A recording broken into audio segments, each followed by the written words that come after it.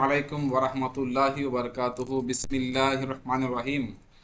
ఈరోజు మనం పవిత్రమైన అల్లాహ్ పేర్లలో ఒక పేరు అల్-వాసిఉ అల్-వాసి గురించి తెలుసుకుందాం.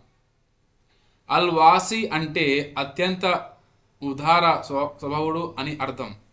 ప్రతి విషయంలో ప్రతి ప్రాణి పట్ల అల్లాహ్ అత్యంత ఉదార స్వభావంతో మెలుగుతూనే ఉంటాడు. సుబ్హానల్లాహ్.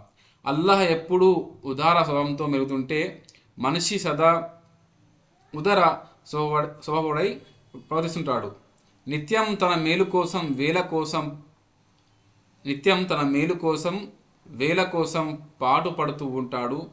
పరుల కోసం పాటుపడేది బహుస్వల్పం. పైపెచ్చు పరులు ఇరుల్లో చిక్కుకుంటే పగలబడి నవ్వటం, పొరుగు వారిని పురుగుల్లా చూడటం మనిషి స్వభావంగా మారింది. భూమి ఆకాశం ఎంతో విశాలంగా ఉన్నాయి. సూర్యుడు, చంద్రుడు, నక్షత్రాలు, గ్రహాలు ఎంతో ఎత్తులో అలంకరించబడి ఉన్నాయి. ఇవన్నీ మనిషి ఉపయోగం, మేలు కొరకే సృష్టించబడ్డాయి.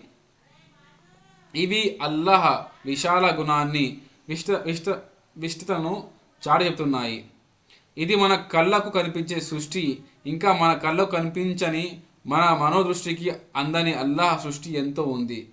కళ్ళకు కనిపించే సృష్టి అద్భుతాన్ని కానలేని మనిషికి కనిపించని అద్భుతాలను గురించి చెబితే ఒప్పుకుంటాడా? దీన్ని బట్టి మనిషి ఎంత సంకుచిత దృష్టి గలవాడో అర్థమవుతుంది. మనిషిని సృష్టించిన అల్లాహ్ అతన్ని ఇట్టే వదిలిపెట్టలేదు. అతని కోసం సర్వ సృష్టిని, సర్వ సదుపాయాలను, నీరు, గాలి, వెలుతురు, చీకటి ఒక్కటేమిటి మనిషి కోసం ఏం చేయలేదు. అన్నిటికంటే మించి మనిషి ప్రపంచంలో ఎలా జీవితాన్ని గడపాలి, ఎవరిని పూజించాలి, ఎవరిని పూజించకూడదు, దేని ప్రతిఫలం పరలోకంలో ఎలా పరిణమిస్తుందో కూడా అల్లాహ్ ఆయన ప్రవక్తల ద్వారా అలైహిముస్సలాం పవిత్ర గ్రంథాల ద్వారా తెలుపుతూనే వచ్చాడు. సౌర కుటుంబంలో ఏం జరుగుతుందో అనే ఆరా తప్ప తన పౌర కుటుంబంలో ఎలా నడుచుకోవాలో నేర్చుకోలేకపోతున్నాడు మనిషి.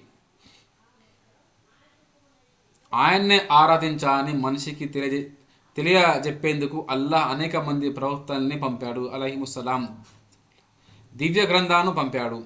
ఈ పరంపరలో చిట్ట చివరి ప్రవక్త ముహమ్మద్ ముస్తఫా సల్లల్లాహు అలైహి వసల్లం ఆఖరి గ్రంథం దివ్య ఖురాన్. ఇక ప్రళయం వరకు మరో ప్రవక్త కానీ మరో దైవ గ్రంథం కానీ ప్రవహించడం జరగదు. సర్వ మానవాళి ముక్తికి ప్రవక్త ముహమ్మద్ ముస్తఫా సల్లల్లాహు అలైహి వసల్లం మార్గమే శరణ్యం. మనిషికి లభించిన ఈ మార్గం కూడా అల్లాహ్ ఉదార గుణం మూలంగానే లభించింది. ఆయన క్షమాగుణం కూడా ఎంతో గొప్పది.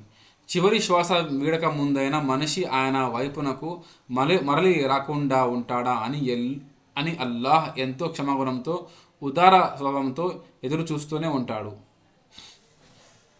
మిమ్మల్ని క్షమిస్తానని, అనుగ్రహిస్తానని అల్లాహ్ వాగ్దానం చేస్తున్నాడు. మిమ్మల్ని క్షమిస్తానని, అనుగ్రహిస్తానని అల్లాహ్ వాగ్దానం చేస్తున్నాడు. అల్లాహ్ అత్యంత ఉదార స్వభావుడు, అన్నీ తెలిసిన వాడు. తాను కోరిన వారికి దివ్య జ్ఞానం ప్రసాదిస్తాడు. దివ్య ఖురాన్ సూరా నెంబర్ 2 ఆయత్ నెంబర్ 268-269. అస్సలాము అలైకుం వరహమతుల్లాహి వబరకాతుహు. జజాకల్లాహు ఖైరన్.